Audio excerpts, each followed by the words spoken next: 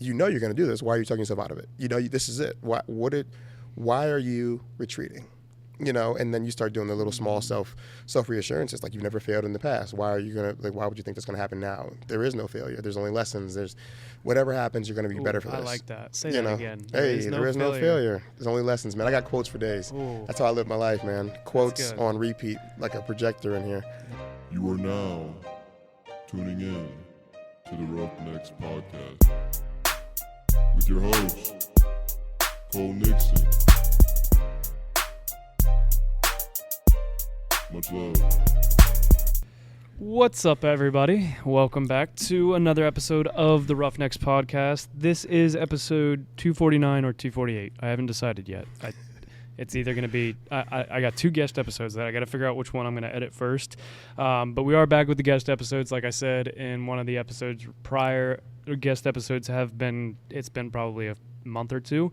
Finally getting back into recording fully. I've had to take a little hiatus and kind of step away for a minute, but we're back with the guest episodes, and joining me today is Brandon. Brandon, welcome to the Roughnecks Podcast, man. Thank you. I'm excited, man. This has been a rough one for us to get on the books. Rough, pun intended, right? Yeah. But, I mean, we're actually here in I'm going to call it the Train for Freedom studio. We're not in the Roughnecks studio. We're in the Train for Freedom. Got the gym in the background. Awesome. I mean, I've been here twice now, and every time it's like I walk in and I'm like, this is just an awesome facility. Oh, man, that's very, very gracious to hear, man. But that means a lot. Like I said, as we'll get into it later, but that means a lot considering the time frame in which we've gotten here. So I appreciate that. Yeah. So kind of just to kick this episode off, I like to allow all my guests to kind of give a background on who they are. So kind of tell us who Brandon Freeman is. Man, that is a loaded question. That's a good question. Let's see. Yeah, so Brandon Freeman, raised in Macedonia, Ohio. So a smaller suburb of Cleveland. So I would say about 2 hours north of where we are right now. Loved it. I mean, my parents still live there now. It's a great area. Really, I don't know. I really love the fact that as you get older, you learn like your story. Like you said, you asked that question, just like kind of who are you? And I think that when you're a kid, when you're growing up, you don't think that you're writing your story. And it's so weird to look back when you ask those questions, like, who are you? And then now I get ready to think on it, and I look back, I'm just like, wow, I was building it this whole time. But yeah, man, so born and raised Macedonia, Ohio, grew up a track athlete. So took that all the way through middle school, high school, and into college. That's where a lot of who I was kind of stems from, because I had a lot of what I would consider my most pivotal points throughout that career. And ran track at Ashland, went on to coach there while running. 4-time All-American sprinter, then went on to coach the year after I graduated. Once again, another great experience where I worked with a lot of high-level athletes, anywhere from walk-ons on the team that were learning a lot of things to now Olympians, which was, once again, a great experience. And then moved out to the Newark, Granville area, so the Central Ohio area, for work directly after college. Got to doing a lot of I guess odds and end work in the beginning. Met a lot of good people in this area, and that's kind of what led me to where we are. I mean, there's a lot of details in there, which I'm sure we'll dive into later. I'm trying to keep it kind of generalized as to, how I physically got here. But moved from Ashland to Newark, Granville area, did a lot of work, met a lot of good people, which ultimately led me to where we are now. The question I always like to ask, you were a college athlete. I always like to ask this question because it kind of does stem or change a little bit between athletes, is what drove you to Ashland? Because I do have some younger listeners, some people who may be in the senior year of high school, junior year of high school, trying to decide, because it's not an easy decision. I was a college athlete as well, and you, as an athlete, you have multiple different schools talking to you, whether they're full offers, or they're just, D3 schools wanting you to come play for them. It's not an easy decision. So what drove you to Ashland, and what was kind of the overall factor? Oh, that's a great question. So I actually heard about Ashland for the first time from my high school track coach.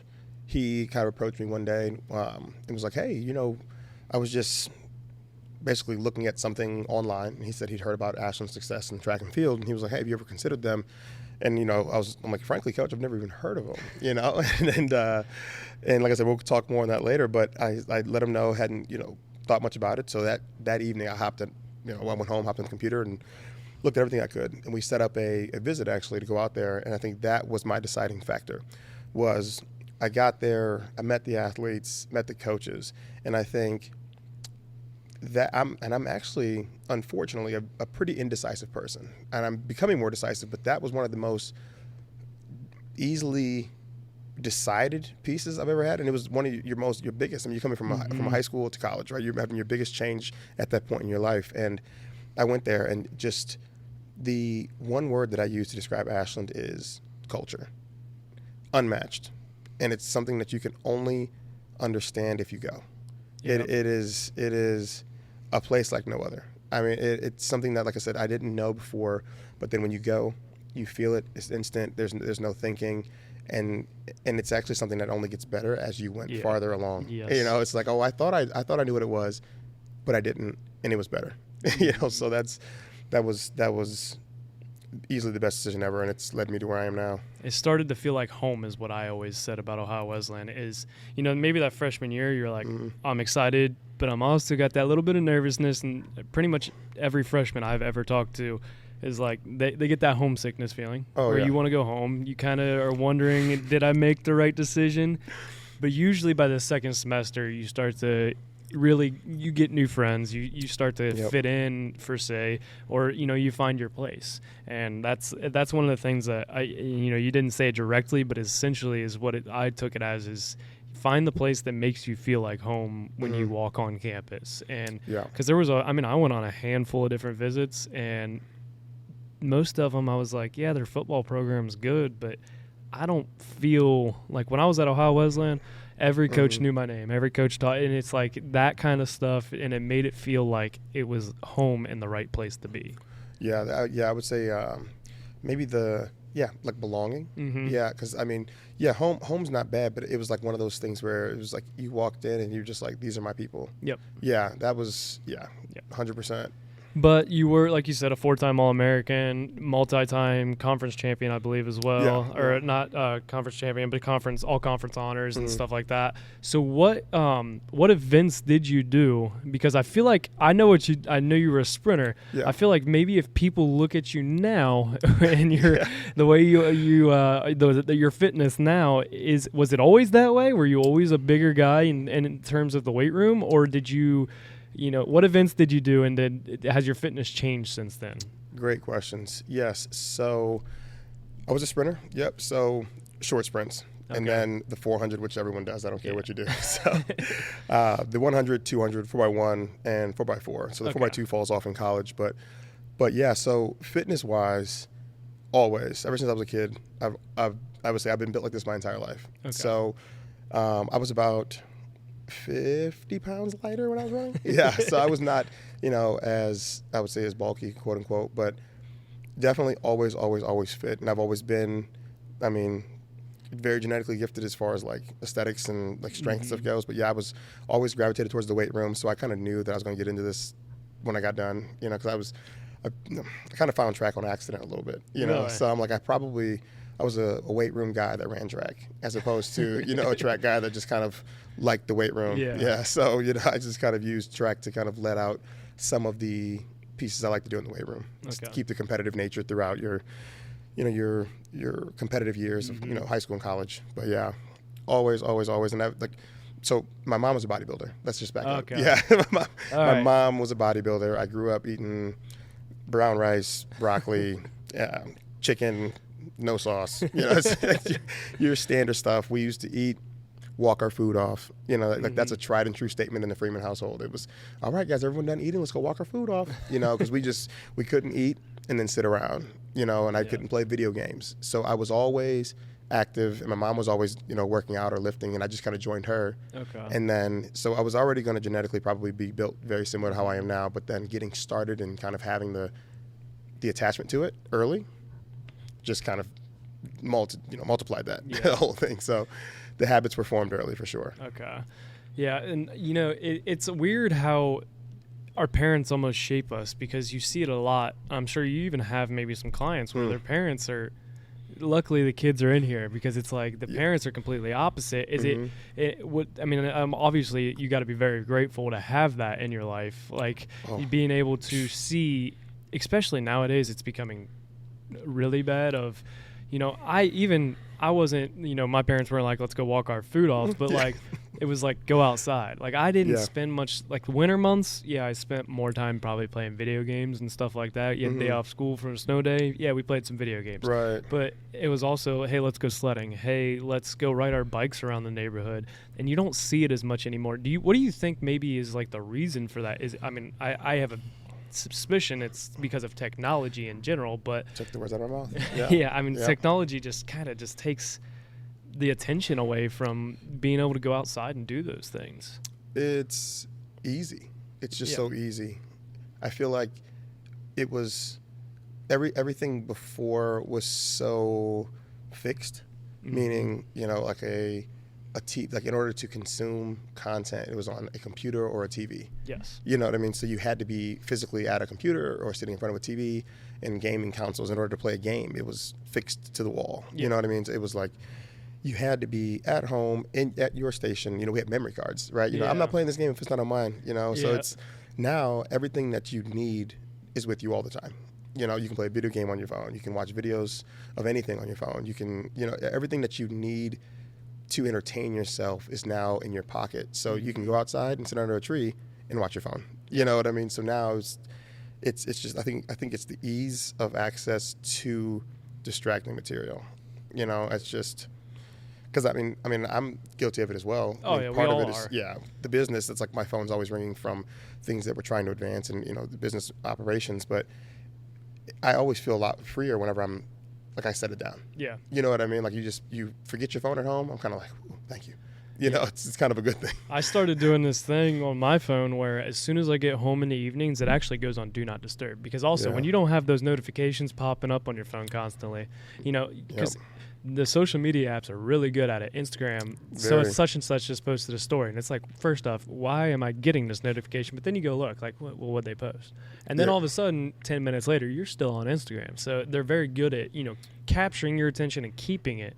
But Easy. I think being able to, turn, and it's hard, I'm sure, and I know as well, it's hard to turn it off as a business owner, It's very. especially because you almost have to be, I wouldn't say available 24/7, but you have to be readily available most of the time.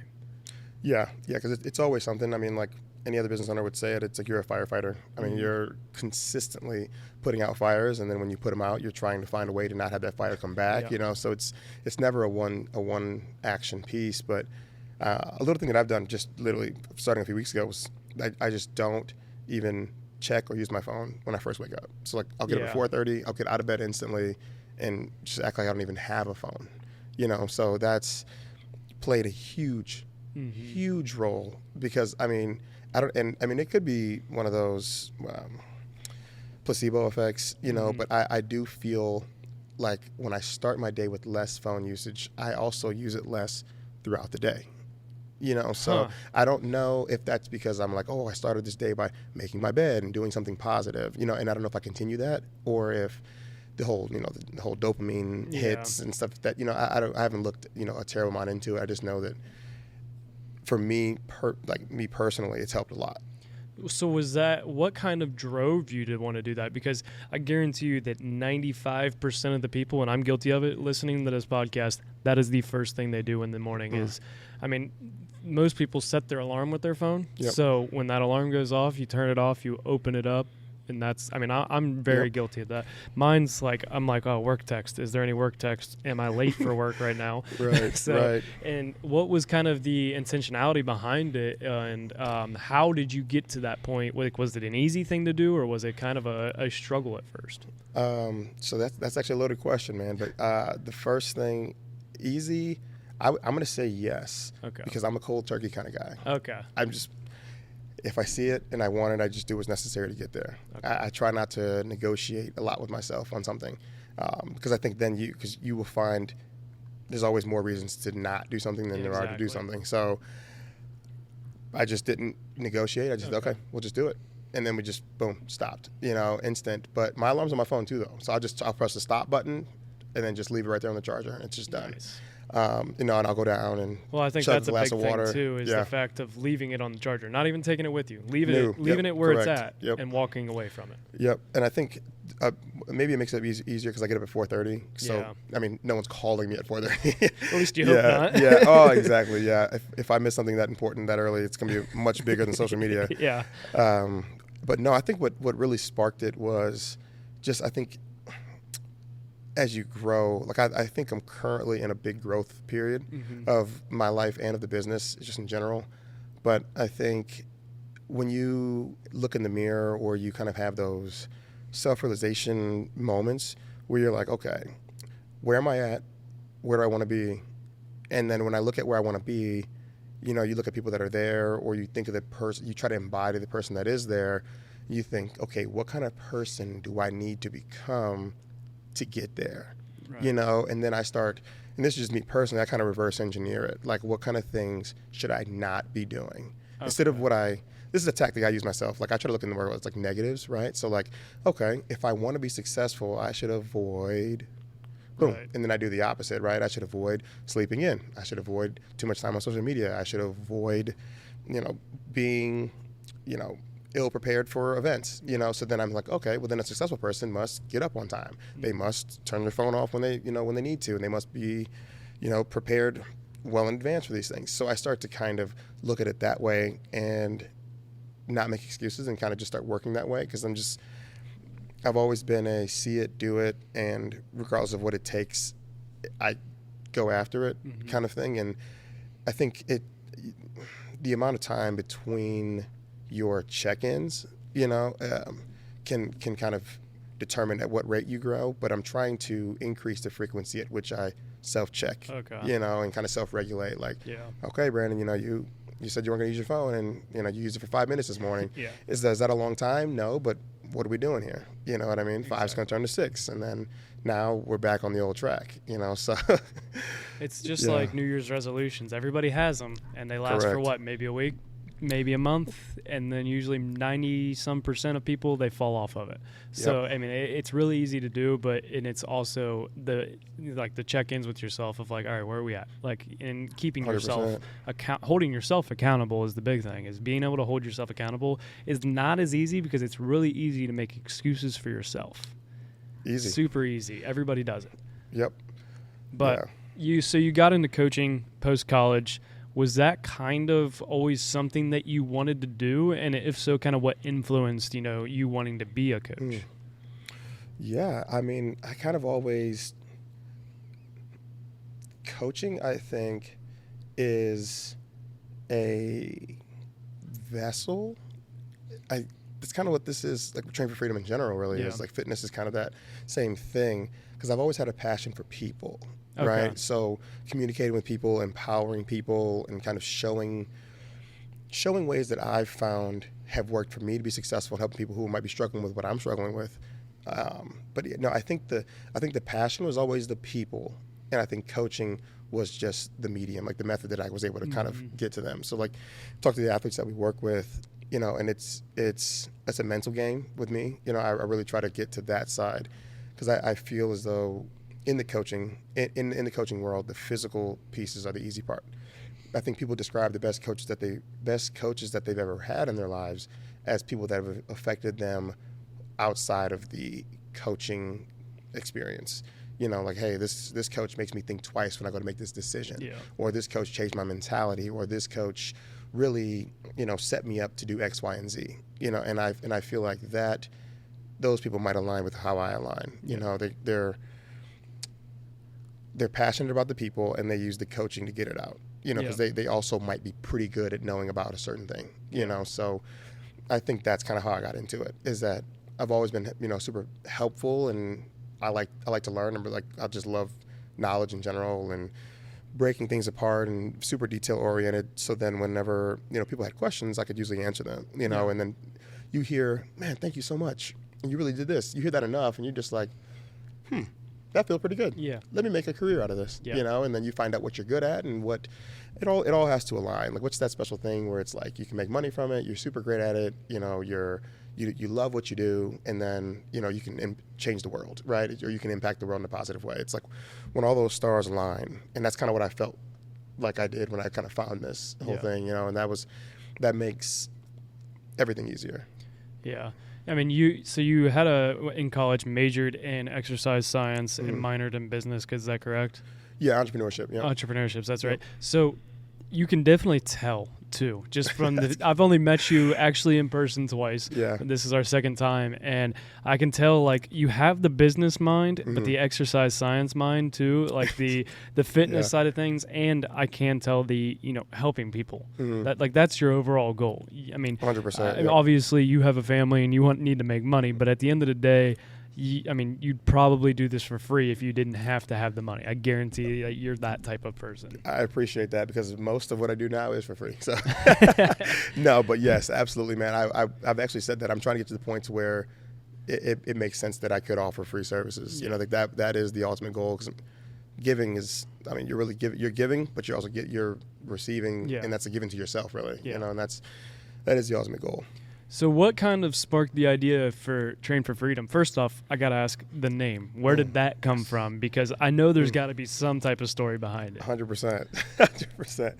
Yeah. So the idea started in college. I think when I really found, I knew two things. I knew that, we mentioned it, but I knew I wanted to help people at a large scale. And I knew that I didn't want to work for anybody. Yeah. Because not in the sense of, like in some negative way, but in the I'm particular, and I like to do things a certain way, and I was really passionate about doing it my way because I had an idea that I wanted to see come to life, and I didn't want that to get muddied by outside forces, and then if I were to kind of fall into the path of someone that aligned with mine, then perfect, that's awesome, but if not, then I could just bet on myself, Right. But naming took a little while, not gonna lie, and it was something that I kind of wrote down years ago and left it, and then I was like, no, I'm kind of liking this. It's unique, but it started when I noticed that I got more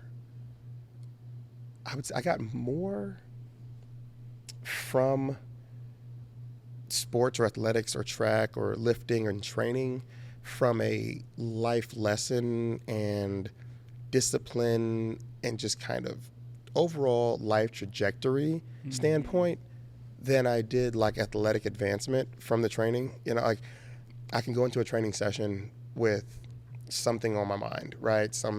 You got a bad test or a breakup or something's going on in your family, just anything that's heavy on you, and I was free for those 2 or 3 hours of practice, and I would come out feeling like a warrior, meaning like you're in the same body, you're in the same world, everything's the same. The only thing that happened was you went and pushed yourself mentally and physically for the past 2 hours. Right. And with that, I always left feeling like I was strong enough to take on whatever I was already dealing with.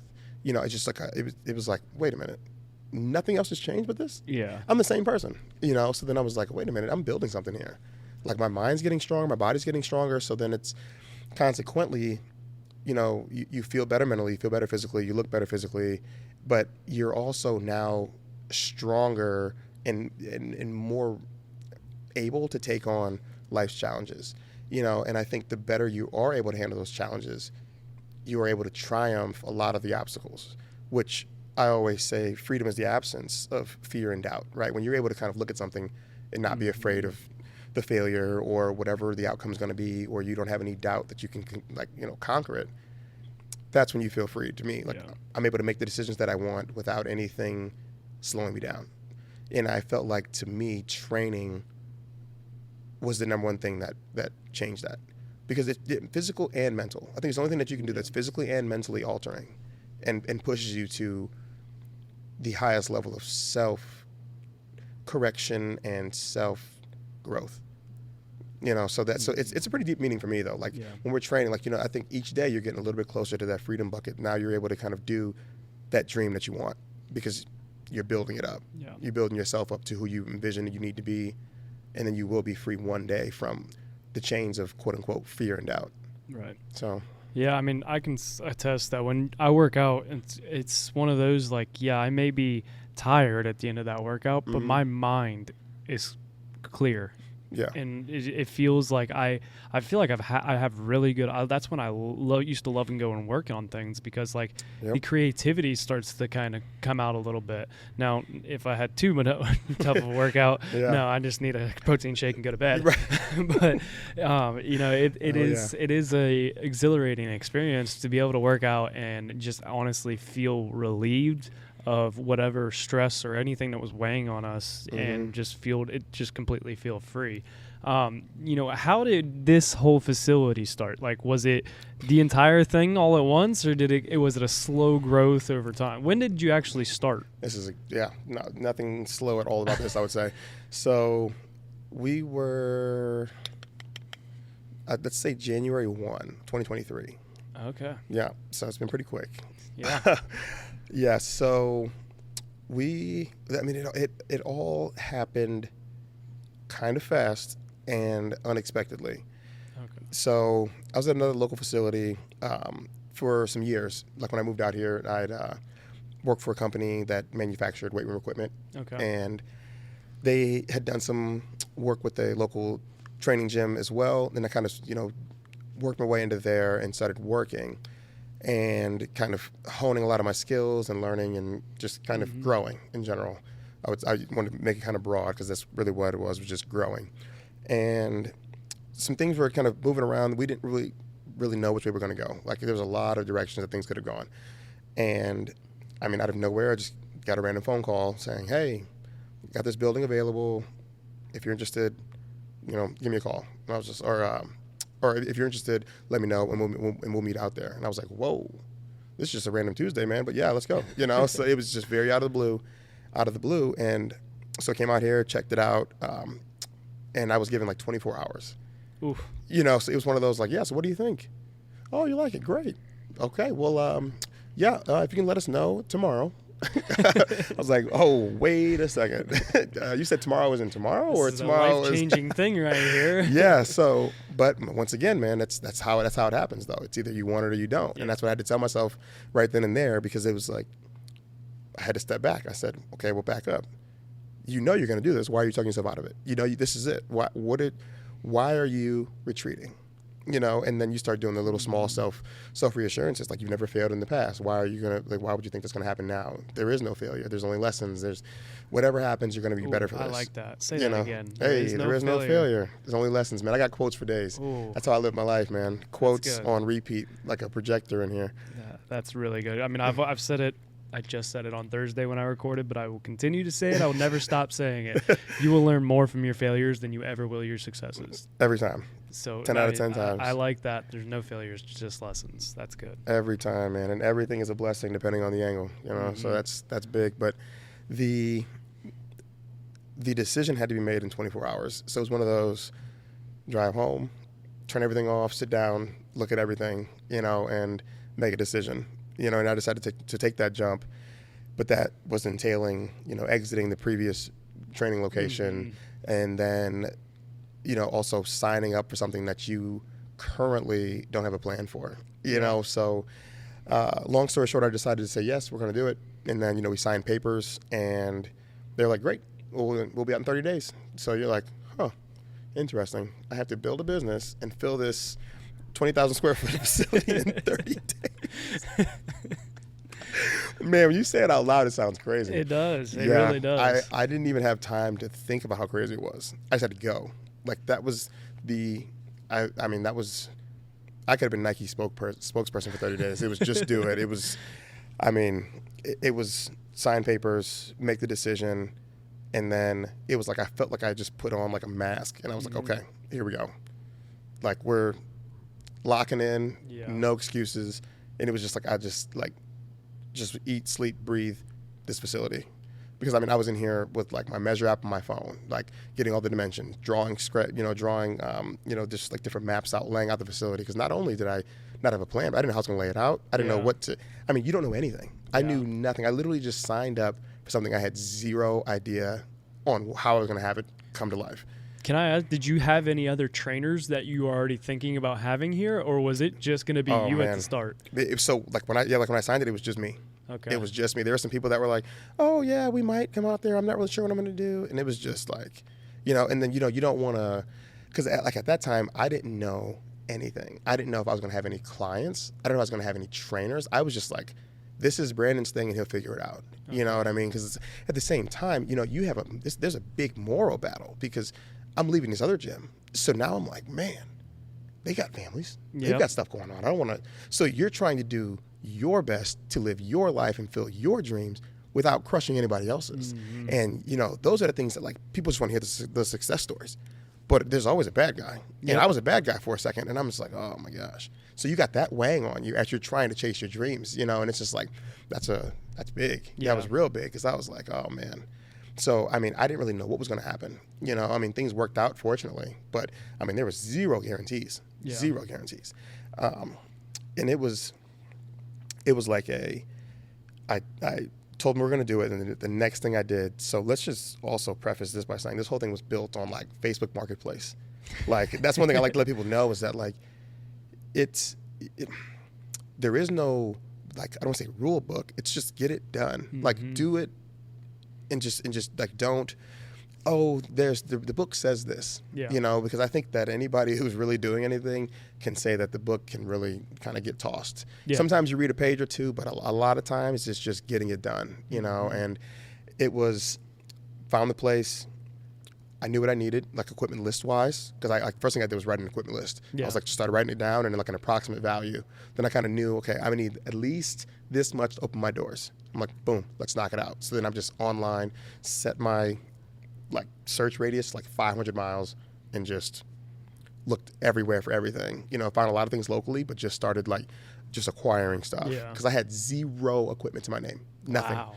Nothing. I had nothing. I just had. And you had 30 days to get enough. 30 days, and I mean, no loans, no credit cards, no partners, no investors, just a bunch of hustle, a truck, a trailer, and some money. That is impressive. Yeah, that is very impressive. It was a grind. But I think that's why I appreciate it a little bit more because I think you look back and you're like, man, you did it. But then but now this gives me more motivation to tell somebody else, like, dude, no, you definitely can do it. Mm-hmm. You've just gotta really want it. Yeah. Yeah. But that's the thing with everything in life. That's what I think a lot of people, like, we all want it.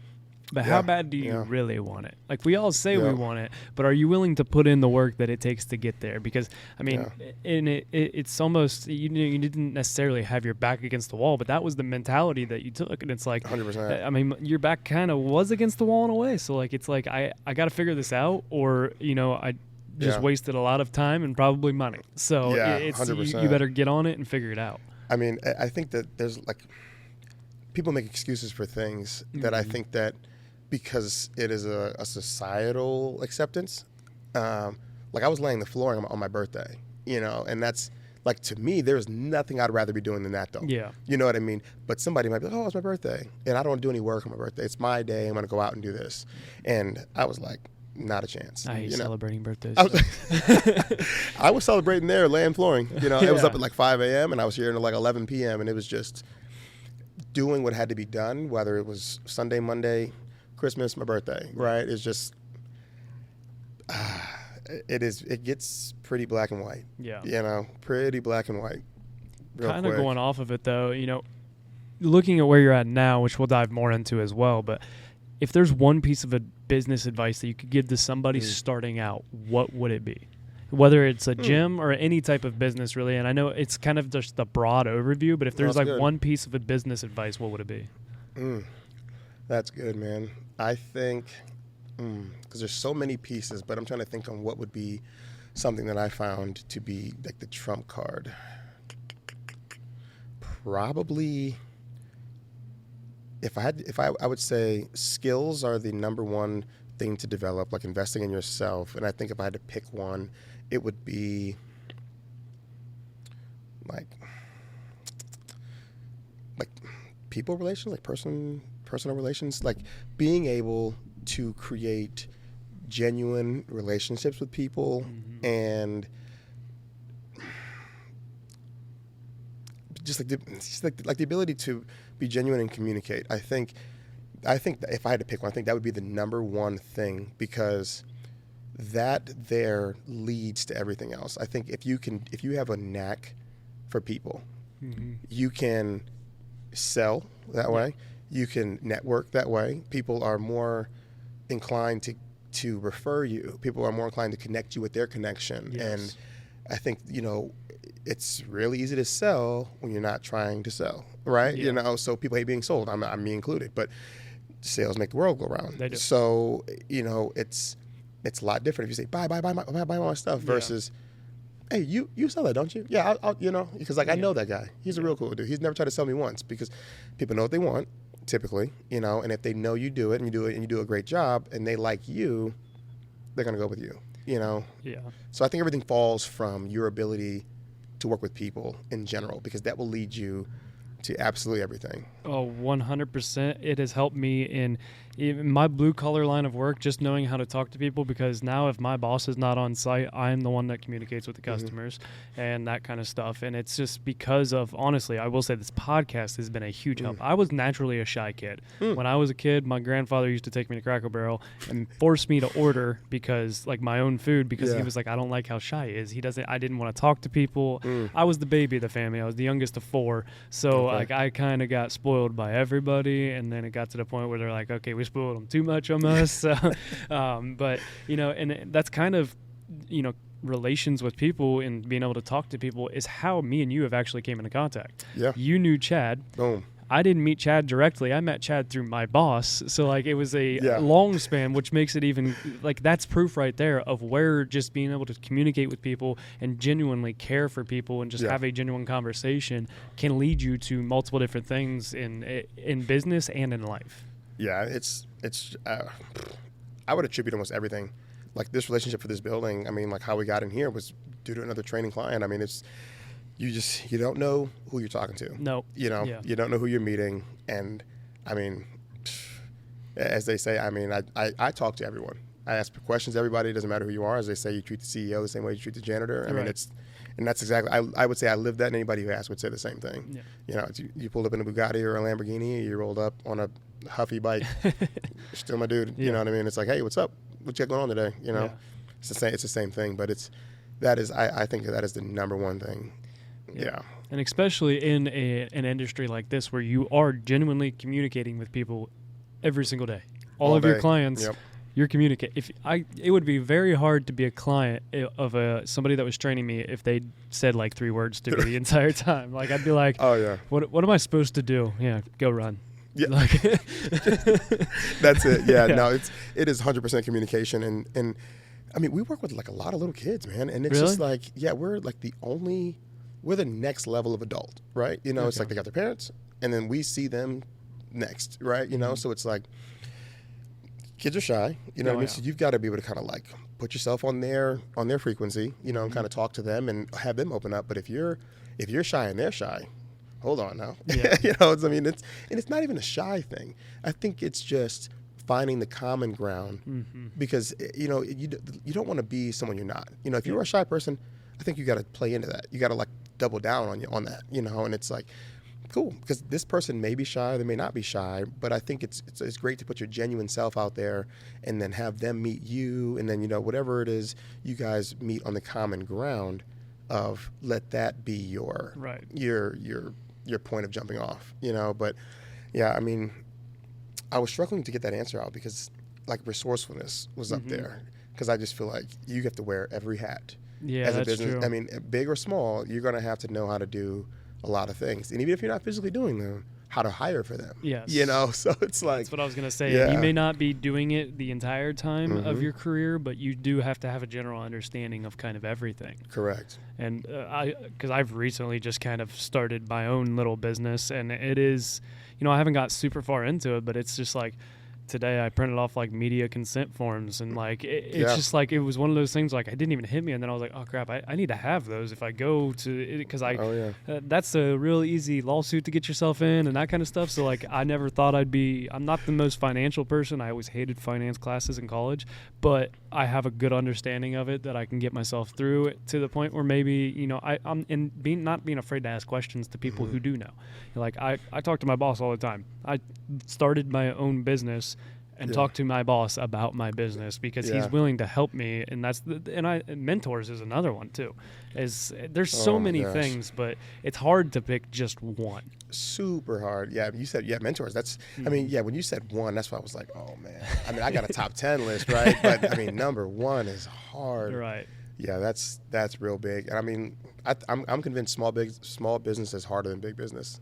Oh, I agree. I could like, see. Yeah. It's because you don't know the systems, so you're learning the systems and then creating the systems. You know, and it's on the outside. It's like, oh, just spend the money and have someone do it. But as a small business, when you're first starting, you don't really have those funds. You don't have the capital to just kind of hire it out or, you know, have someone just kind of handle it for you. So you're kind of always, it's the ebbs and flows are crazy. You know, it's the back and forths. But yeah, Apple can afford to just try something for $100 million or whatever, and if it doesn't work, it doesn't work. They're not hurting. If you wanted to try something, it's a giant risk. Huge risk. And it's the balance of, you know, risk versus reward. And, you know, the bigger the risk, the bigger reward, or the bigger the downfall. Yes. That's the bigger the risk, the bigger the risk, right? Yeah, exactly. Yeah. So, and it's definitely one of those things. But you said you had a lot of young clients. What is your, so I guess also, what kind of services, I guess, do you guys all offer? Because you have a lot of different style trainers and everything like that. Yeah, no. So Train for Freedom's goal in this 10,000 foot view, right? You zoom out a little bit and look at us in the next decade, right? Let's say we continue to move forward at the rate that we want. We want to be the one-stop shop, right? So the one thing that I noticed as I was doing a lot of things, because I struggled with it, and I started listening to pain points of other people, was, hey, I go to see John for my personal training. Then I go to see Beth for my nutrition. And then I go to see Jimmy for my supplements. Then I go to see this guy for my XYZ, right? You're moving everything around. And we want to basically put that under one umbrella.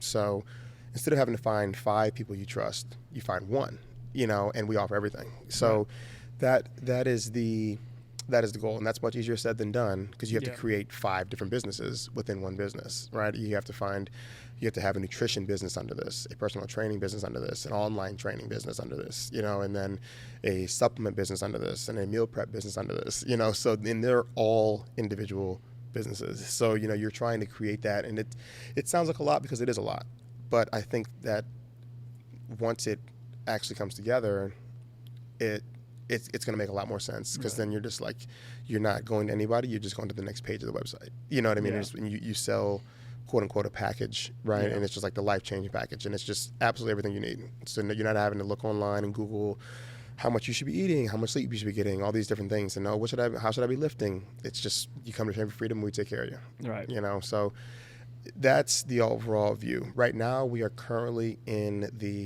we're hyper-focused or far in the personal training, in-person services at this location. So we do everything from your standard general fitness training, so someone that just wants to be in shape, to your athletic sports performance training, like on a private level, and then those same things like on a class level.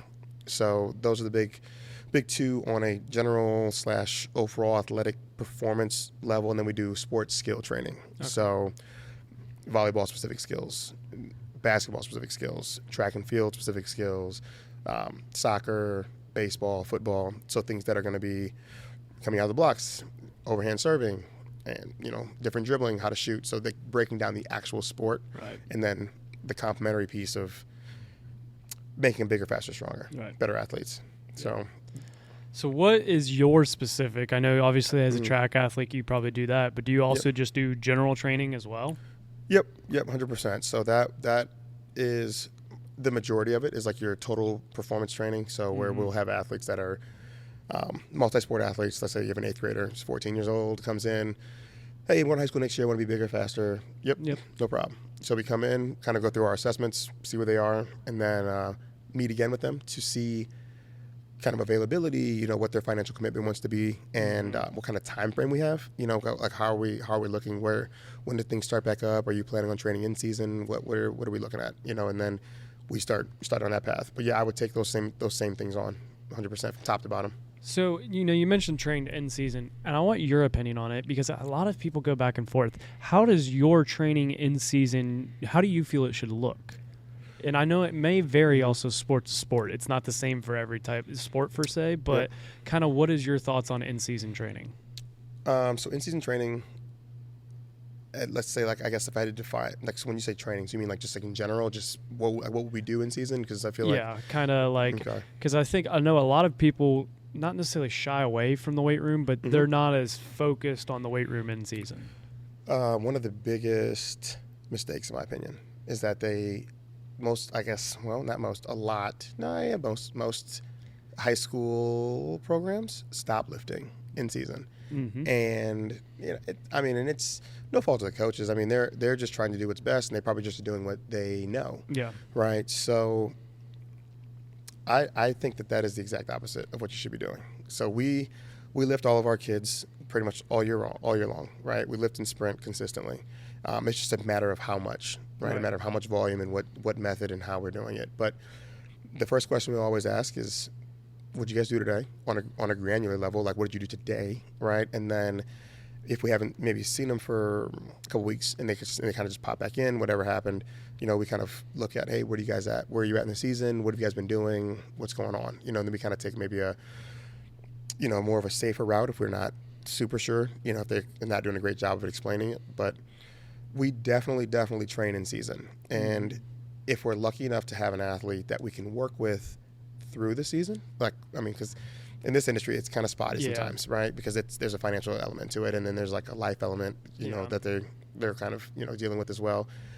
And if we're lucky enough to have them consistently throughout the year, 52 weeks a year, then it's really easy because we can start certain lifts at the top of the season and we can kind of periodize them and taper them towards the end, and their performances will follow that. So then we're really in control. We see everything. But we definitely train with them throughout the season, and it's just a matter of the volume that we control. You're right. You know, and at the same time, we overemphasize the fact that these athletes need to be taking care of themselves in the 23 hours that they're not here, because they can wash it all away or they can go out there and get hurt, because we are increasing. Even at the slightest amount of volume, we're doing more volume than what the coach is prescribing, you know. So that can be kind of hairy as well, you know, because, you know, you are kind of adding to what a coach may be doing. So you have to really, really, really be in tune. Like, a lot of times I try to get practice schedules, like the itinerary, like what they're doing, and I'll try to get like if they are doing some lifting, but it's very generalized, you know what I mean? Then I try to look at that, you know, and if I think it's not a great idea to do something, then, you know, we may do some recovery type stuff or mobility type stuff. I have yet to meet an athlete that has, you know, that's 10 out of 10 in every category, you know. So whatever, you know, they may be overdoing, then we're going to do the opposite and just kind of bring that area up. But we always train for sure. Yeah, especially high school coaches. Nothing against them. It was the same exact for me. And it opened my eyes when I got to college. And, like, you know, we're still 3 times a week during 2 or 3 times a week. I can't remember exactly, but we're still weight training. And, you know, it's not like we're maxing out. You know, we're not doing max outs, but we are training. And I think, like, the first time, that was when I really also fell in love with stretching. I used to never think stretching was truly needed until I got to college. And I started stretching a lot more, and I was like, I had a band in my room, and I would stretch just like laying there watching TV. It is a big deal. Huge deal. I used to also think yoga. And college got me into yoga, especially during camp days. We had usually an afternoon session once a week at least of a yoga, and then, like, we'd do it, and I'm like, man, all my soreness, it's gone. It's vanished. I feel amazing now. Yeah. Like, in the moment, I was crying through the pain, but yoga is deceiving. Yeah. Oh yeah. It seems like it's so simple too, and some of those poses is like you get into it and you're like, why is this so hard? Well, yeah, I mean, it's one of the, what is it? Simple, not easy, right? Yeah. It's like, it is simple, but it's not easy. Yeah, right. What is your go-to athlete? Like, if you had to pick one athlete that you wanted to train, what would it be? And, like, what, I guess, like, age level would you prefer? Oh man, that's good stuff. I would say. That's good stuff. I would probably say ideally the most. Oh man, that's good. a moderately athletic and extremely coachable 6th to 8th grader. Okay. Old enough to listen and and pay attention, young enough to be moldable, and early enough that they probably haven't learned a bunch of bad habits, Mm-hmm. and young enough that you can train them for long enough to have a lasting impact. Right. Because I feel like every coach wants to impact their athletes, and I feel like that is a very impactful age. 6th grade, let's say, right? Was that 12? I don't know. 12, yeah. Yeah. Yeah, I think that's ideal, because then at that point, you're able to catch some of the bad habits early, create some really, really good systems for them to have a short memory on bad events, right, and stuff like that, or even good events, really, because you did it once, you got to do it again. Yeah. But kind of teach them a lot of things. But then I said the moderately athletic. Give me something that I can work with. Yeah. Right? This is ideal. We're creating ideals here. But yeah, because then I think then it's that I think that exciting, because I picture what's ideal, like. Boom! I'm high fiving the dude, like, hey man, or the girl, whatever. Hey, great job, and they're excited because they just did something new, Yeah. and they hit the goal. I'm excited because we hit the goal, and then you think the next thing in the list is I want to do this again, and you can, Right. because you're young, that is like, yes, this feeling can happen again and again and again and again, and then you have enough time to kind of watch them grow, and if they were to go on to play professionals or high level collegiate or whatever, Yeah. you know what I mean, you get to see all of that, and I think the last thing is that they're young enough that you're going to be like a memorable portion. Remember I trained with Brandon? He did X, Y, and Z for me. You know what I mean? And I'm not super close with him, but my trainer from high school, I still talk to him, and I just remember certain things that have always stuck with me. And it's the same with like every coach that you've ever had, good and bad, is you do have something that's memorable. But having somebody like that you kind of come up with in a way, and helps you get to your overall goal, that's something that could be irreplaceable. Yeah, because I feel like once they get to the collegiate age, because you kind of transfer. Like my coach from college, best coach I've ever had in my life. Best coach, hands down, no thoughts. Mentor, right? I was fortunate enough to create a relationship over the 2 or 3 years that we were together, right? That's awesome. Yeah. But imagine if it was 10 years, you know what I mean? And that's what I picture is like, you can be a mentor, like hey coach, I haven't talked to you in a while, but I'm getting ready to go for this job interview. What do you think? Yeah. What did we talk about when we were doing this, man? You know what I mean? Believe in yourself. Whatever we kind of fell back on. It's a generic one, but it's that whole vision, long-term help, right? Kind of the molding and the shaping at that age. That's one of the most enjoyable pieces, though. We get a lot of that, and you're fortunate, honestly, because it's fun for everybody. Right. You mentioned bad habits, because a lot of the young athletes do pick up bad habits, whether it's lifting or running form or anything, little habit. What would you say is the number one bad habit that you see most of your young athletes that come in that they have, and how can it be maybe avoided, or, when, I don't even know, I guess we'll just say, how can it kind of be avoided? Bad habit, just in general? Yeah, just overall? In terms of like any of the type of training that you do, whether it's weight training or, actual mobility and movement and stuff like that. Oh, yes. Man, you ever have a question that hits you and you're like stumped almost? Like, not stumped, but you can't think about what the answer would be, and then it just pops in your head. That like light bulb goes off. off. It was almost like somebody just dropped it in my head, like from above, and I'm like, shout out. I would say the number one bad habit, and I'm going to almost slash misconception, is that effort equals performance.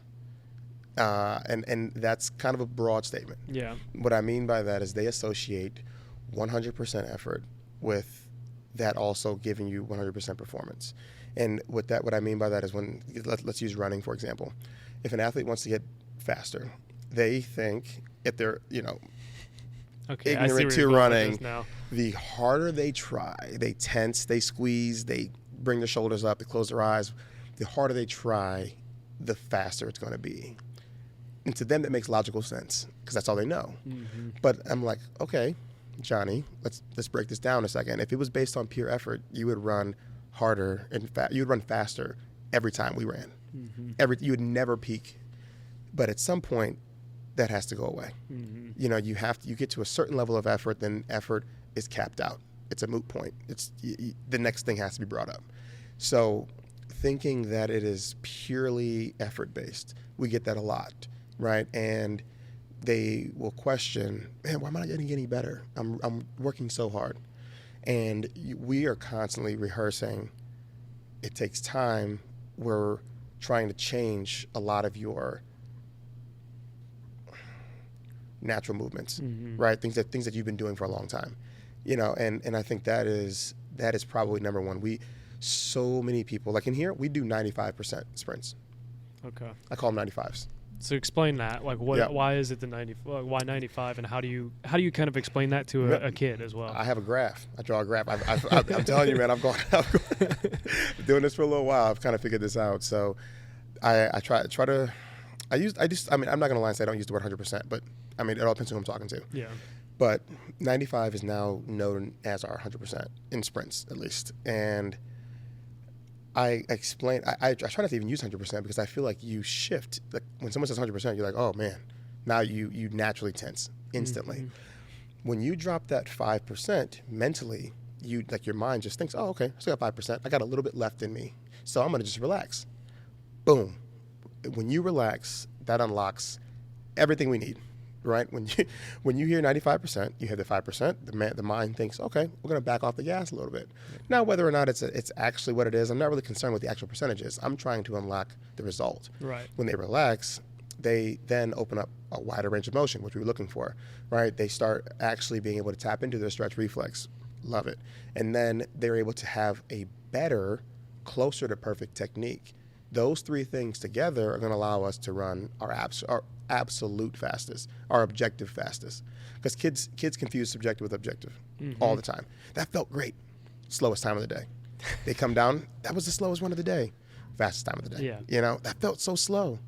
New PR. You know, and it happens time and time again. And I'm used to it. You know, the coaches are used to it. Because we understand the game, we understand how it works, but they don't. You know, so they're associating effort with performance. And it's not just blanket effort. It's effort on the right things. Yeah. Where are you driving it? Are you trying? He has 100% effort at being relaxed. Perfect. Not 100% effort just throwing at the wall. Shotgun approach. Give me 100% effort on focusing on being relaxed, having a perfect range of motion, having, you know, the relaxation and having your body in a position that we can utilize stretch reflex, and having proper technique. If you give me 100% effort on that, fastest time. The hardest part is being able to do it and then do it again and do it again. Yeah. Because kids do it once. And, I mean, you probably heard it before, but we always say it. We don't do it until we get it right. We do it until we can't get it wrong. You know, so that's, they get excited, but then the next rep, they think about it, overthink it, slow. Mm-hmm. So it's, we have a system, we have a process, you know, but yeah, I've kind of gotten out of the habit of using the term 100%. So when we warm up, it's 75%, 85%, 95%, you know, and I see PRs on 85% because they're so relaxed and it's just so smooth. Smooth as fast. Have you seen the movie like, what's it called? Like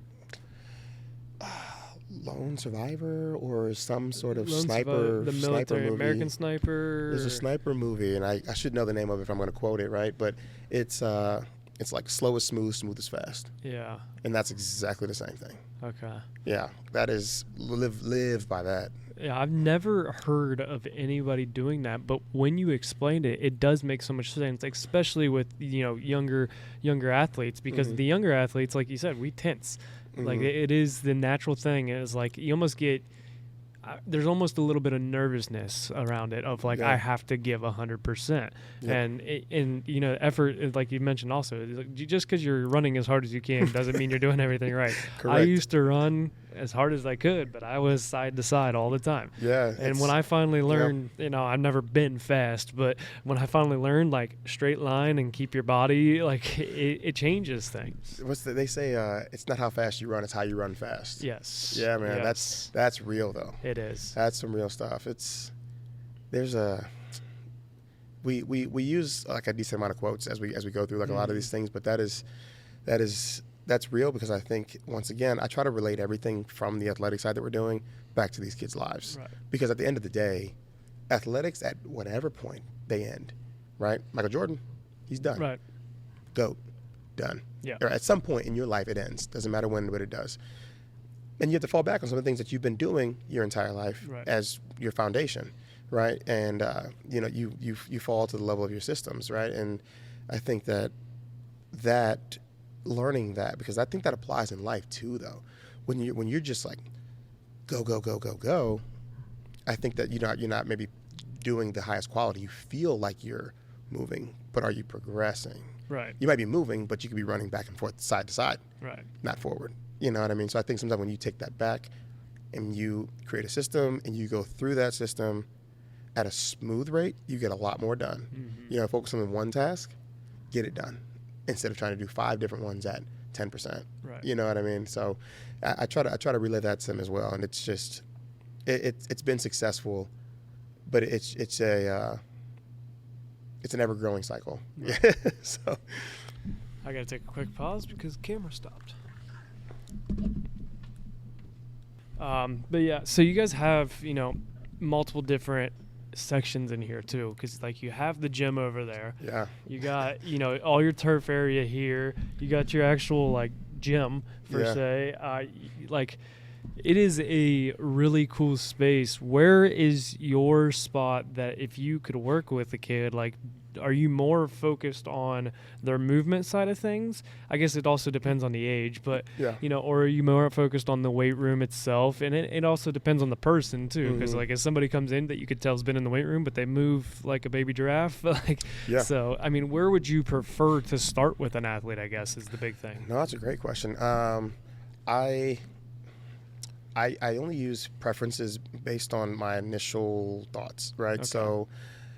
Or my initial findings, observations. So, for example, I try to find out as quick as possible an athlete's crutch, right? I have an athlete that I've been working with for years, excels a lot in the weight room, a lot in nervous system, like natural speed and work ethic.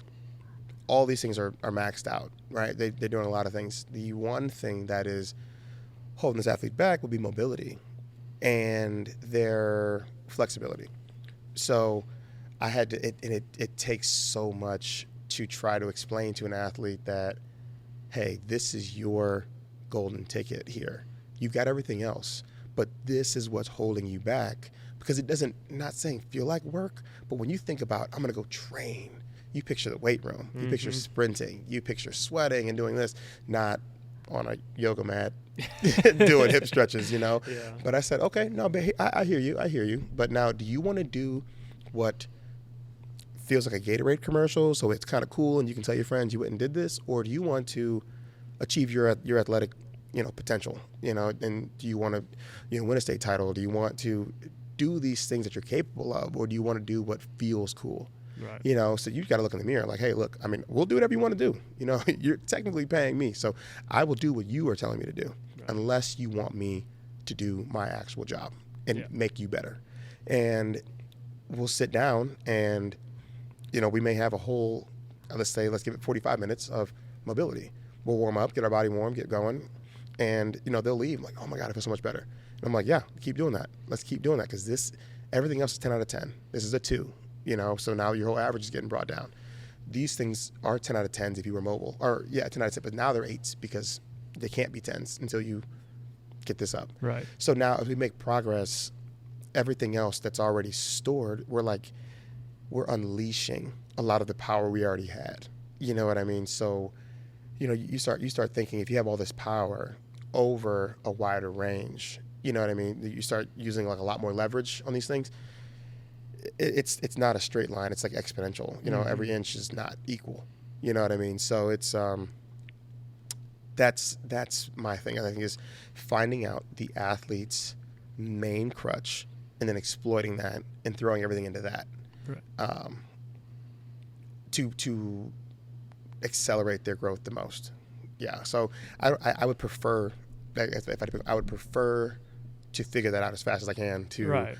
be able to help them as fast as possible. So if that's the weight room, great. If that's the field, if that's a yoga studio, whatever it is, it is what it is. But yeah, I mean, they all have their pros and cons. Right. Teaching running is very hard. Speed training, very hard. Oh, I mean, believe at it. a high level. I mean, anybody Yeah. can speed train. Yeah. Very hard at a high level. Yeah. Very hard.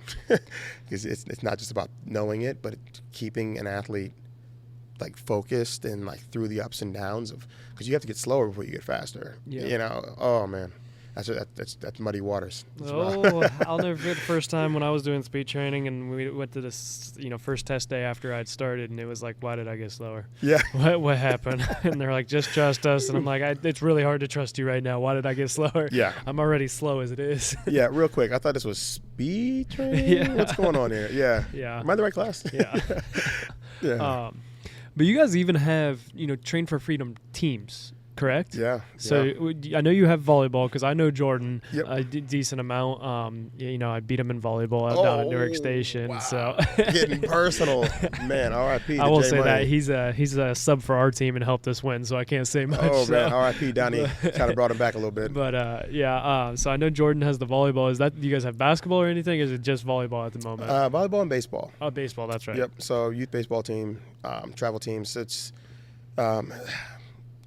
we're experimenting a little bit. Volleyball's definitely taking off. Like, we're doing that for sure. Yeah, that's going to be huge, and it's something we wanted to do. But once again, all these different legs, they're separate businesses. Mm-hmm. So it takes so much energy. And I'm still actively working in the business.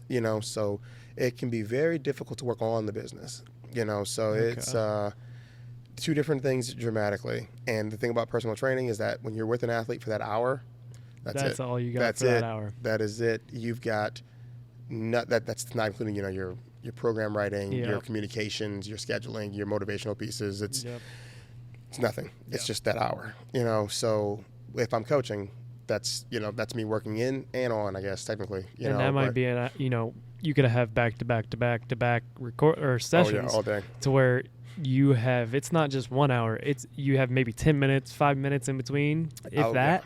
Yeah, I mean, it's so easy to. I mean, it's consistently. I don't even know when I'm not coaching 3:30 to 8:30 each day. Mm-hmm. Each night, because we're working with the athletes and stuff like that, Right. and that's not including any morning sessions. That's just like looking at my evening only, Yeah. right? I'm talking about kind of our athletes. Like frequently, we'll have 8 o'clock groups, 10 o'clock groups in the mornings and stuff like that. So we've got that stuff going on top of just trying to do everything else that the Right. business requires. And that's 5 days out of the week. And then, like I said, I'm here both weekend days for multiple hours working, in the business, and then I have to use whatever time outside of that on the business. Yeah. But the thankful portion about the volleyball portion is that, you have people like Jordan, you have people like Leslie, Jordan's mom, who's Yes. huge, deep volleyball background, who Oh, yeah. are graciously taking it under their wing and doing a great job, and I'm kind of overseeing like some of the operations and some of the branding and the marketing pieces and Yeah. stuff like that. But that is a piece that is awesome to have. I mean, it's a portion that we can capitalize on because of the court, things like Yeah. that. But the baseball team was something that was also started by like a family that we train, stuff like that. We want to get a basketball team, track and field, track club. Yeah. So we want to do more, but like once again, it takes a person that dives into it. Yeah. So and I would rather. I'm kind of patient. I'm impatient, but I'm also patient. So I'm very impatient on like things that I want. Like when I see what I want, like I just navigate and kind of like move away through the line and kind of navigate to it and get to it.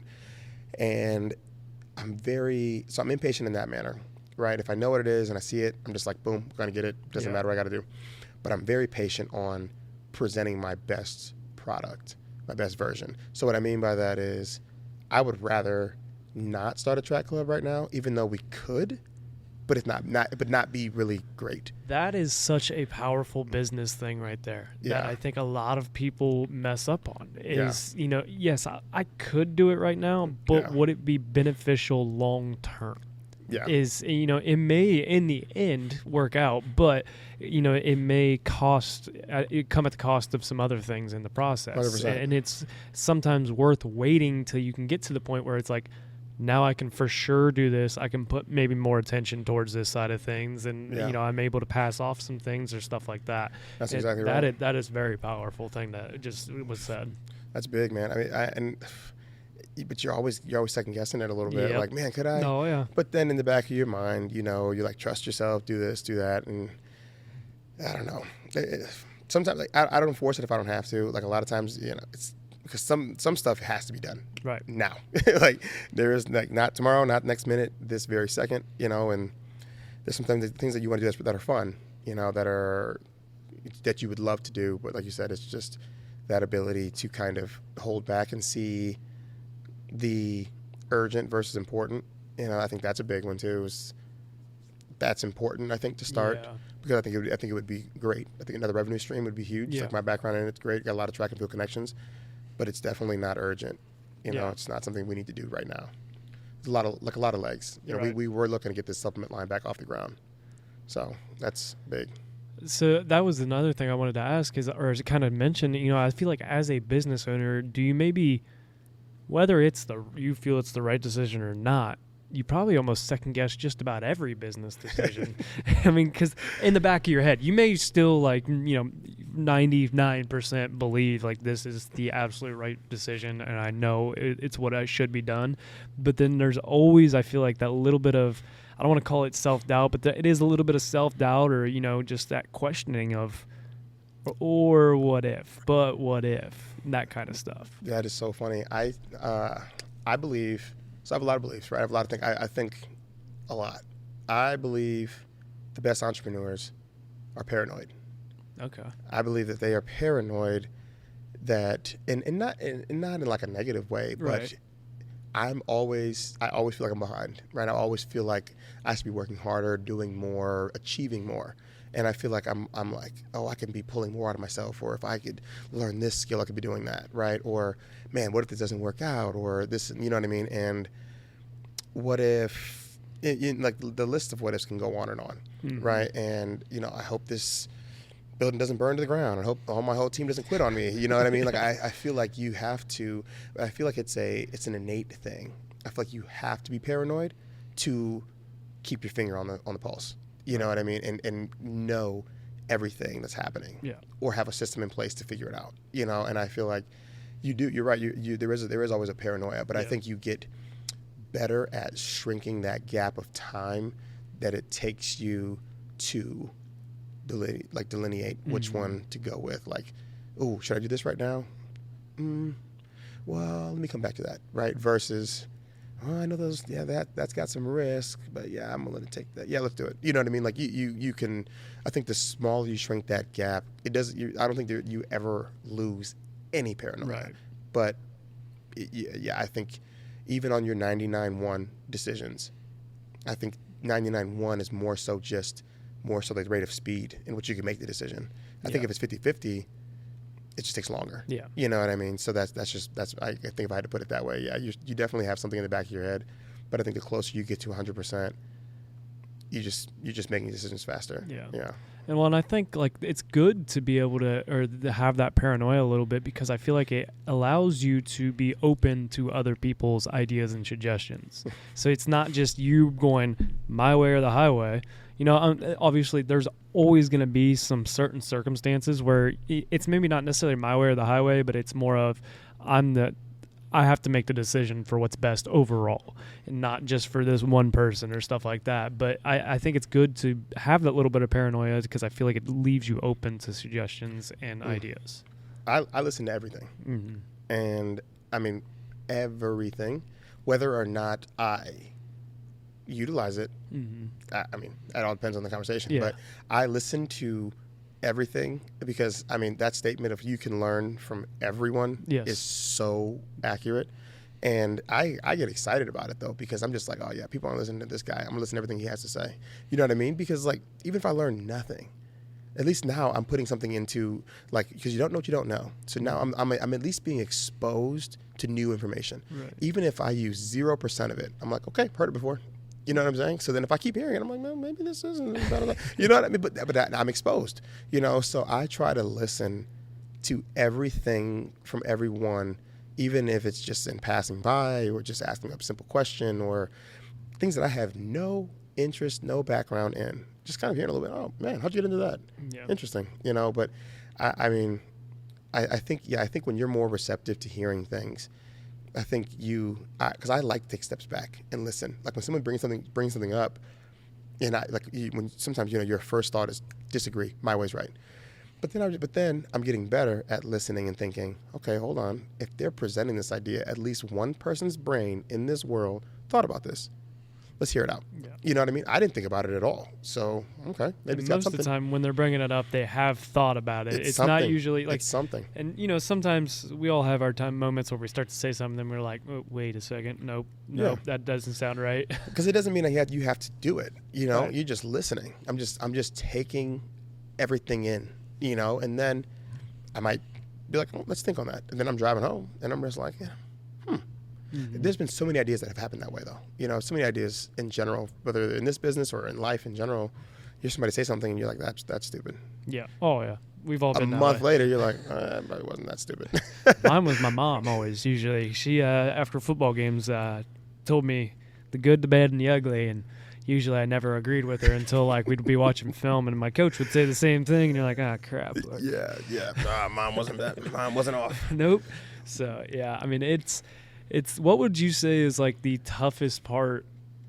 Like, what was the toughest part of starting this all up? I know, obviously, like you had the 30 days, and like it was like making the decision all at once. But what was the toughest part of maybe getting started, and then what is the toughest part maybe versus now? Like the things of balancing everything. Oh, that's great. So, personally, like I said, I have a 17-month-old baby, right? So, I mean that my entire life turned around from a career business perspective and a personal life perspective, right? That is, I mean, having a child is one of the biggest things that can happen to you in general.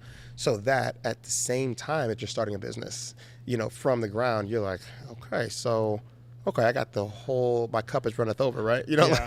So having to juggle that, and that's tricky because the word balance falls out of gone. There is no, it is, everything's at 100%. When you're at home, you're 100% dad, 100% husband, 100%, third family member, right? Whatever that means at that point. Mm-hmm.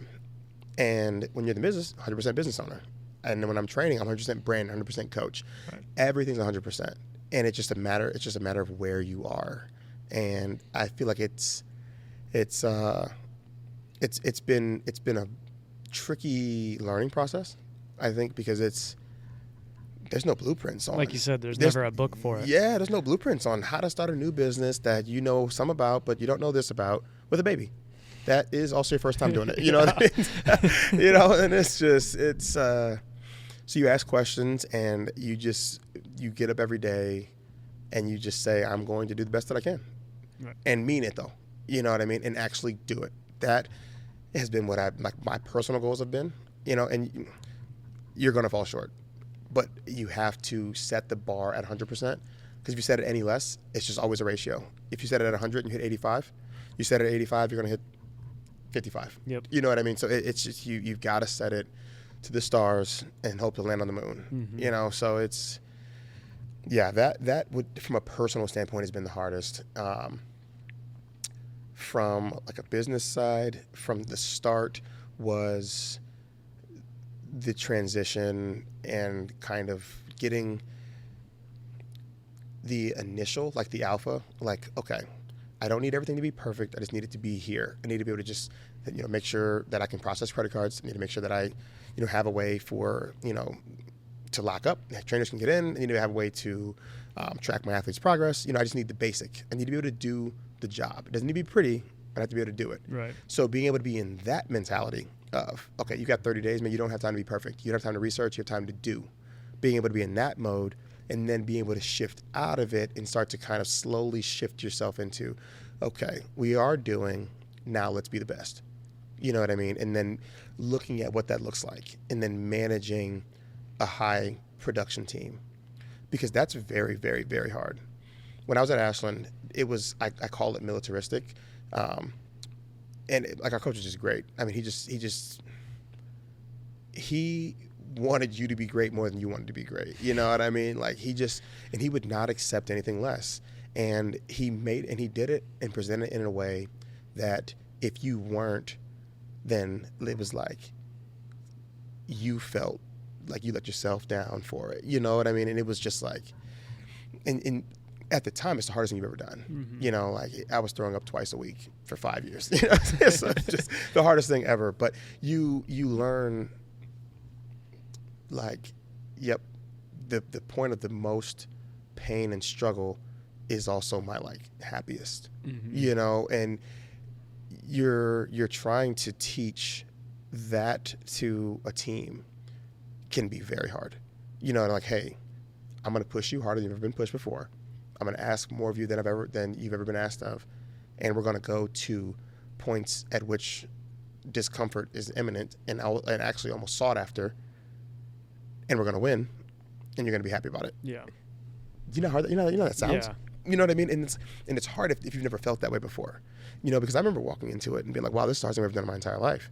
This is what I wanted. This is good. Like, I'm happy I'm here, but goodness gracious, this is intense. You know, I mean, you're talking like you run a workout that's pretty good. You're pretty close to what they asked for. Stop. Start over. Oof. You know what I'm saying? Close does not cut it. This is not horseshoes. It's not hand grenades, right? This is what are we doing it or are we not? We're not asking for gray. This is black and white once again. You know, so when you look at it that way and you just think, okay, I have to now implement that into this business, but it can't be cold turkey. Right. People, you know, if you've got great people that need to kind of be helped to their greatness, it can't just be either you have it or you don't. See ya. You know what I mean? It's like, you take your time, build them up to it, label expectations, and and be willing to accept people's best efforts at that time. You know, they're growing. You know, and so I think that's probably one of the hardest things for me, is because I want to be great, and I think everyone else here wants to be great, and it's hard to show what greatness looks like, you know, without actually doing it there. Yeah. But it's growing. It's growing for sure. So. Yeah, and I feel like something else too, especially with young athletes, is building that confidence in them as well. Because I was watching, you know, as I'm doing my research, getting prepared for this, you know, some of your Instagram stuff, like the one of the D1 soccer player doing the box jumps. Oh, and she was like she would like take her step, and then she'd like, it's so high, and you're like, it's only 6 inches taller than what you just did, and you did the last one with ease. And then like you kind of, it is just building that confidence in her, and then she does it, and he goes, you were like, that was easy. Like, what? And it's just getting that confidence. Confidence, I'm sure, is an issue that you see with a lot of athletes that probably struggle with it. It or could be number one, yeah. Ego gets in the way as well at times. Yeah. I mean, so, I feel like one of the biggest things I try to help athletes with on the confidence side of things is be confident, and you fall back on your intent, right? Meaning, don't look at where you are right now for your confidence. Be confident in that you know you're going to go out there and give it everything you have today, right? Be confident in your intent, and that's how you want to walk. Like, I intend to go out there and give everything that I have today, and that's all you can do, though, genuinely at that point in time, right? And then you go back to the drawing board, back to training, and you keep working. But you should be confident, because I think the lack of confidence comes in comparison. Right? And you need to be confident in being competitive, right? So I always tell them, don't compare, compete. Comparison does nothing, literally nothing.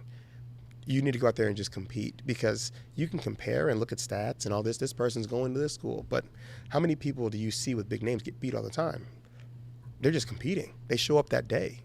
Show up now. Be competitive now. You know what I mean? It's just, because then it doesn't matter. You know what I mean? Like, you don't need to see what they've done or know what you've done. You go out there, you bring it, everything that you have, genuine, objective, 100% effort, there's nothing to be unconfident about because you're giving everything it is. Mm-hmm. There is no what if, because this is it. This is Yeah. all here, So I mean, and for her specific example, I told like athlete, I like box jumps. I look into everything almost too much. Box jumps are psychological. Oh yeah. They look at this as an obstacle. Especially with the old school boxes that we used to jump on with just the wood boxes.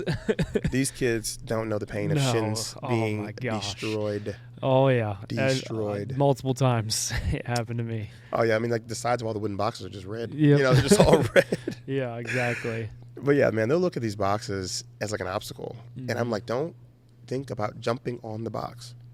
You just jump as high as you can and land on the box. Mhm. The box doesn't matter. I don't care if this box was 6 inches or 60 inches. Max effort. Yeah. Push into the ground as hard as you possibly can. Jump as high as you can. Give me everything you got and land on the box. Right. The height of the box means nothing. You're just looking at it. Just jump as high as you can. You make it or you don't. Yeah. You're thinking. Don't think. Yeah. So yeah. That is big, man. We see it all in here, honestly. Yeah. You see it all. Kids come in with everything. Confidence, bad days at school, relationships. I mean, you're a trainer, but you're kind of a psychiatrist. You're That's kind what of I was gonna say, yeah. yeah. Because especially it's real easy to build relationships, like the kids, and especially as you turn into some almost I want to say like a mentor to them. 100%. So you turn into that mentor, and there's somebody that they can look to, and it almost like just have those conversations and not feel any pressure of, they're going to give me the realest answer usually. Yeah. And then that's what also I feel like makes a good trainer. It may not be exactly what you felt like you were getting into as a trainer, but I feel like all the trainers know by the end, like that's what makes them love it a little bit more too, is being able to, I'm sure there's times where you're like, all right, listen, we only got an hour, so like you can talk, yes. but like we got to work out in between. Yeah, it can be tricky. That's exactly right. That's like when you're looking at it like at a, what's it called, granular level. Mm-hmm. Like, yes, it can be kind of tricky to balance. Like, Yeah. we end up talking a lot during our rest times, and yeah, it's easy to let the rest times go long and Yeah. stuff like that. But yeah, you're always juggling. Okay, what's more important? Am I trying to stick to this rest and get through all these exercises, or is this mental block they're having gonna cause the workout to be at a lower intensity in general?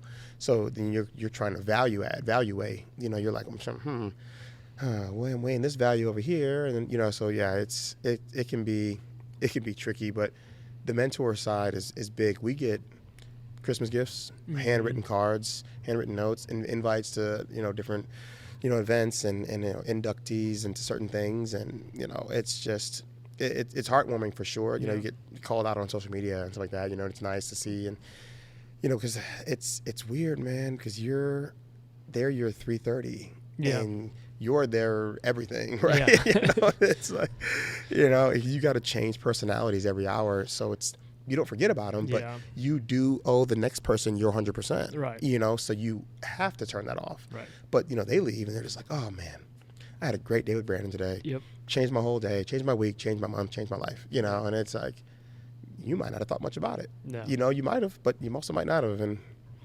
it's cool to see when they come back to you. Yeah. And they write this card, and it's like written by the kid, and it's mailed to you. And I have a huge box at my house that just with everything I've ever gotten. Really? Oh man.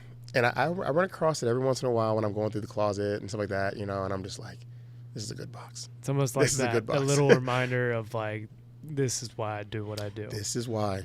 Because the why, I don't care what's going on. Your why is what you fall back on. Mm-hmm. And sometimes, if you're in a weird slump or whatever, you look at some of these things and you're just like, I do have it. This is where I'm supposed to be. This is my purpose, my passion, my whatever. Yeah, you're calling it, and you see that kind of stuff, and it gives you that little reassurance that you might need for sure. Yeah. Well, I mean, we could sit here and probably talk for hours on it, but I want to kind of slide into, the final segments of the podcast. I do have a question that I don't tell any of my guests about, but I have a question that I like to ask them all, and it is, if you could go back in time and tell your 16-year-old self one thing, what would it be? Oh, man. Funny first answer would be play football. Don't run track, play football.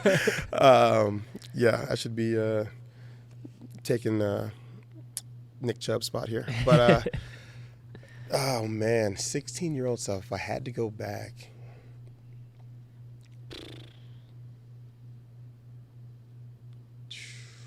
That's good stuff. This is the normal response. So, like, it is very tough for people to come up with it. And that's why I also don't tell people about it. I don't want them to, think about it. I want it to be, like, the first thing that kind of comes to mind. Yeah, no, that's good, man. I mean, that's really good.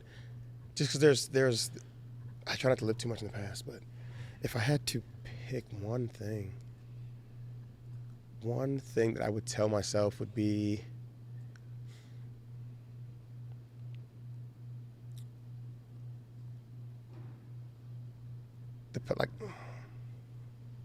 oh, that's good.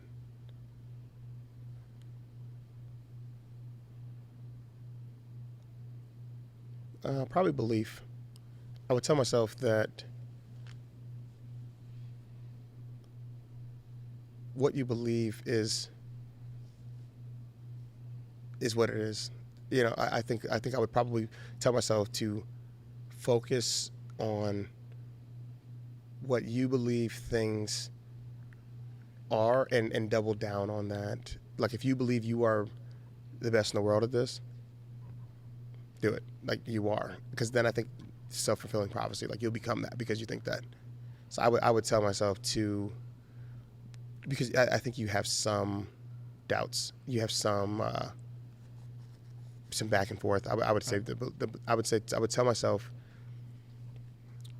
to believe in whatever your thoughts are, because whatever you believe is what you perceive, and what you perceive is reality.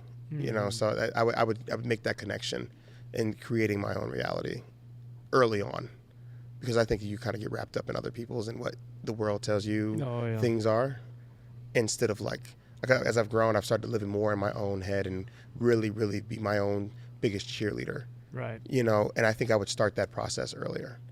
I say belief because I think that leads me to self-investment. Yeah. I think that leads me to, investing in myself, doing more things to hone my skills, and more things that are personal investments to help me grow into whatever path I went into, things that are exponentially helpful.